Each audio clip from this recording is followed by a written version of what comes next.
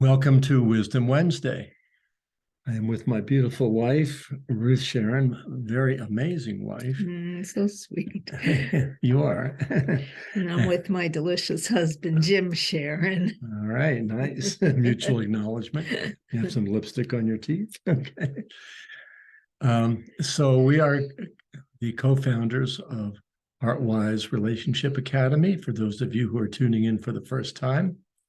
This is the last week of the month, and we're going to be talking about conflict resolution, different theme each month, rather each week. So tonight, we're going to focus on the AFDA model, and Ruth will explain to you what that is. She's the originator of this model, developed it in the late 80s. We did a lot of consultation with this and seminars, mainly in the 1990s. But it's still very relevant, as you'll see, and a very simple and effective, constructive tool for peaceful conflict resolution. So I'm going to let her begin talking about that, and I'll join in accordingly. Thanks, honey. So a number of years ago, I think it was the middle 80s, my friend said to me, she was writing a book and interviewing me, what do you think's going on with people? Like, how do we get out of the messes we get in? And so I just started speaking to her. Well, we have to be aware of what we're doing, like wake up. Hello, what am I doing here? Right. And then I have to offer some kind of heartfelt understanding or acceptance or compassion or even forgiveness for my role in whatever the conflict is or the difficulty. And then that frees me up to make a new decision about how I want to be. What's my forward motion? What's my trajectory about how I want to resolve conflicts? I want to resolve it with respect. I want to listen better. I want to really understand what the conflict is. Like there's a decision-making process that has to do with our commitments and what's of value to us and what's important, what we stand for. And then we can take action on it. We can say or do what we need to do to resolve the conflict. So I was speaking that to her and she's like, brilliant, I love that. She published it in her book. And then she and I went on the road and we did lots of wellness workshops for wellness professionals and teaching this model of conflict resolution.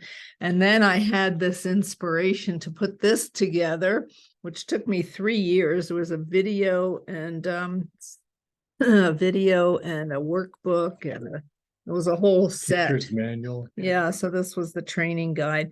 So I showed this last time, but you might not have seen it. So conflict feels like these pointy, jabby, uncomfortable. And if we could just hang in there and have some patience and some emotional wisdom, some heart wisdom, we could find a way through. There's the aperture that opens and we can find a way through and find a peaceful resolution.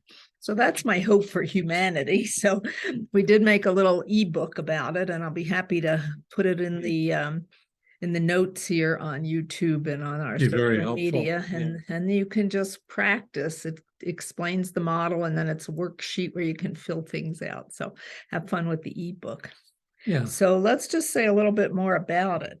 So if I'm not aware what's going on, I'm just going to be flipping into my automatic response, my fight, flight. Go with this, yeah. Yeah. So being aware sounds easy, but it's hard because we have to admit and take responsibility. The foundational step. Yeah. Mm-hmm. So if we could be aware, not just of our reactions, but what is this conflict anyway? Sometimes Jim and I will notice this with ourselves or the clients that we work with, is that we lost track of what the conflict was. And now we're into the style of fighting instead of the content of what we were arguing about. And then you escalate when we would escalate. Right. Right. Yeah. So how can we be aware of, whoa, I'm getting reactive. Let me step back. What is it that we're arguing about? Oh, I want to do this and you want to do this, or I want to give this amount of money. We used that like example last time. I want to give that amount of money. Well, I don't want to do that. Like there's a polarity, there's a difference, there's a tension, there's a conflict going on. Mm-hmm. So if we could identify what the conflict is. And sometimes it's like two poles, right? Two opposite ends. Exactly. And so a lot of what heart wisdom is for me, or being heart wise, is to be able to expand my understanding of this is my position and this is your position, not one right or wrong. We're just in different places about And the more something. positional we are, the more of a problem this becomes, the less likely Stubborn, we you are mean? to, yes, the less likely we are to compromise, negotiate, and resolve the matter. Mhm. And sometimes it just takes understanding, like, oh, I get it. I hear you. That's really important to you. And that can help dissolve the conflict. We're not on opposite sides now. We're just trying to solve that problem, not Since we're a team fix the together, other person. having a context of relationship as opposed to, Right. yes. Positional, yeah. So being aware of what the conflict is and what my reaction patterns are and taking ownership of that, just a freedom. I mean, gosh, that can set us free, instead of getting so entangled and codependent and combative, yeah, or passive aggressive. We've talked to so many clients, they'll have a fight and then it takes weeks or months or years, goes into Yeah, sometimes it storage. isn't just two people who are being aggressive or passive aggressive, but one is conflict avoidant and withdraws. And, if that person doesn't leave the room, they're at least kind of glazing over and becoming very passive, not passive aggressive, but just plain passive. Yeah, well, that's the freeze, fight, flight, freeze. Right. So we get stress. Conflict is a stressor, no doubt about it. If things go smoothly, we can feel a little more relaxed and safe, but things start getting jabby and pokey, and we don't know how this is going to work out. We're going to go into some defense mechanisms. So to become aware of those reactive patterns, Uh-huh. and to perhaps look for what's underneath of that. That's a deeper level of awareness. Uh-huh. Tell them about forgiveness. Okay, well, I just wanted to say one thing. I'm aware that in my family, my mother was always right and my father was always wrong. And the same thing with my grandmother. She was always right and my grandfather was always wrong. So that was the model I grew up in. You're And always right, so dear. now I have had to break myself of that habit because I could play that one real I've good. been helpful at letting her know that. Yeah, so we've been interrupting that pattern. So if you could see what some of your patterns are and dynamics, just kind of take a few steps back and look, okay, this is this and this is this. How can we have that coexist? And that's where the heart comes in, to take those polarities and bring them to our heart. And, in the heart, there's the capacity to understand And be compassionate. and to be compassionate. I notice with clients, a lot of times they'll go for understanding. That seems to be less charged than compassion. Like one guy told me today, when I feel compassionate for myself, I feel like a wimp. Like I feel like I'm just pity partying myself. So everybody has their own acceptance or interpretation. So, in Heartwise, we're trying to explore this new stage of our development to activate our heart qualities of compassion, forgiveness, understanding, empathy, collaboration, holding two poles and validating both as the way it is. And then making a decision of the heart to let go of that stubbornness, to let go of that positionality. And resentments. Yes. Oh my gosh. Our storehouses can be getting very full of resentments. I didn't get my needs met here, and I can't believe he or she did that. And why is it like this? And I never get and then storehouse of all this resentment. And that takes a while to get through. So we've learned all these different techniques like tearless trauma, where you don't have to go back into all the storehouse and wallow in the whole resentment package, but just go, there's a wad of resentment, a lot of resentment in there. And I would like to heal that. I would like to forgive myself that I've stored up instead of solving. I didn't know how to solve at the time, but now I know how to solve. Now I'm going to learn how to solve. So it really is a choice to let go too, and to get off that position. Yeah, take our grip off of it. Yeah. Yeah. Right. Well, that attachment. That leaves the opportunity, once you can deal with these two in early stages, which are often where the grit work is at, then you have an opening to make a new decision. So AFD, we're now at D in this model. In the gut. Yes. And this can even be a paradigm shift at times when you go, well, we're going to do something radically different for ourselves. We're going to really look to be constructive. And in a business setting, this could be where strategic planning begins in this level. Or household planning or dream building, or, yes, we just want to have a richer life. We don't want to just be automatons going through the motions and falling asleep. We want to wake up and live our lives and appreciate each other and appreciate each day. Each other. Stop clobbering ourselves. It comes from that self-loathing. I've been hearing a lot of that from clients. So could we heal that? Could we, the inner conflict, I want myself to be perfect and I'm an imperfect being. That creates a lot of tension. Could I put my arms around that dichotomy within myself and make peace with myself about it, make that forgiveness with myself?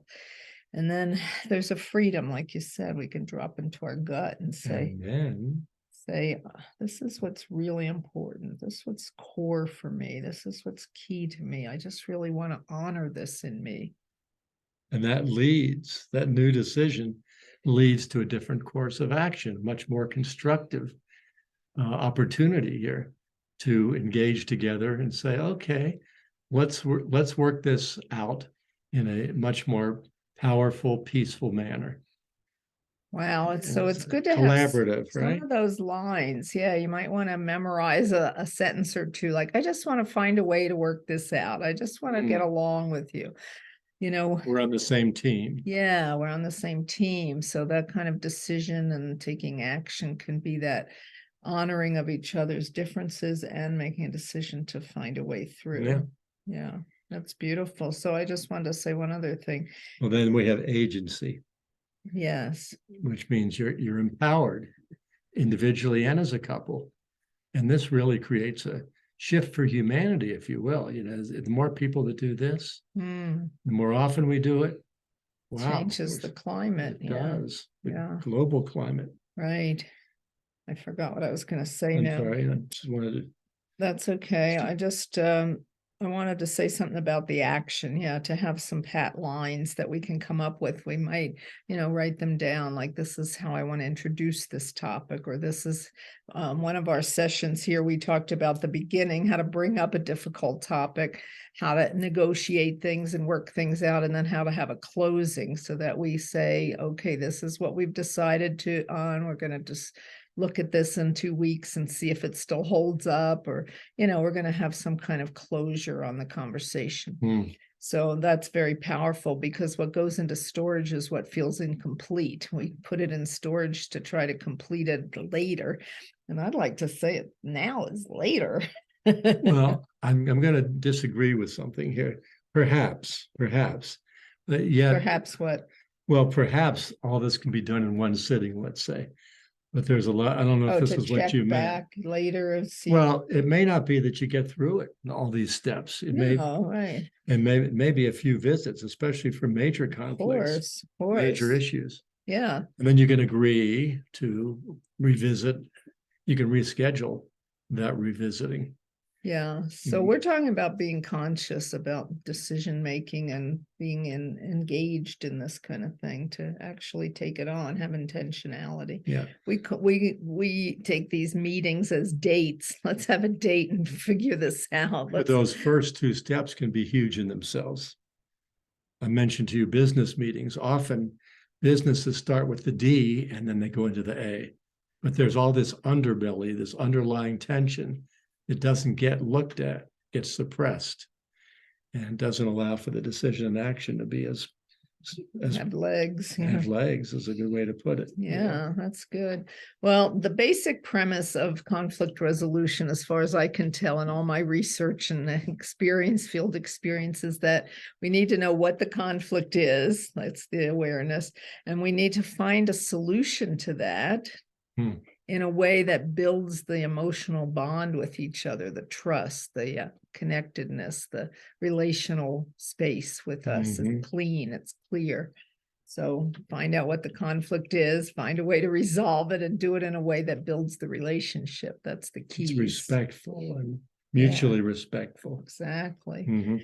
Yeah, so let us know if you have some questions. We do coaching for couples and individuals, and we have lots of courses on the Heartwise platform. So heartwiseacademy.com, check it out. And we have a beautiful course from the Blooms on From Conflict to Connection.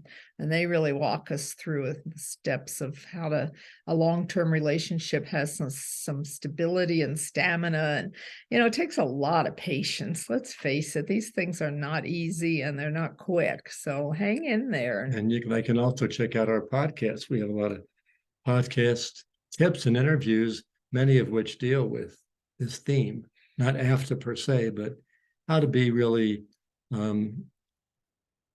engage with each other again in a constructive, peaceful way, in an effective way. Yeah, and to work with hopefully these issues. that gives us hope for humanity that if I can do it, you can do it, Right. we can do this.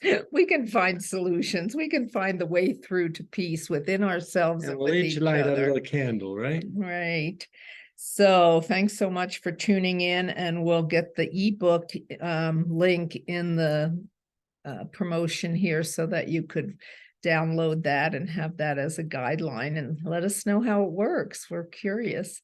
Thanks so much. And I just wanted to say our Heartwise Circle is April 12th, and Cheryl Feidelman is going to reveal ways that we can listen better so we can enjoy each other more. So next month is on enjoying each other more.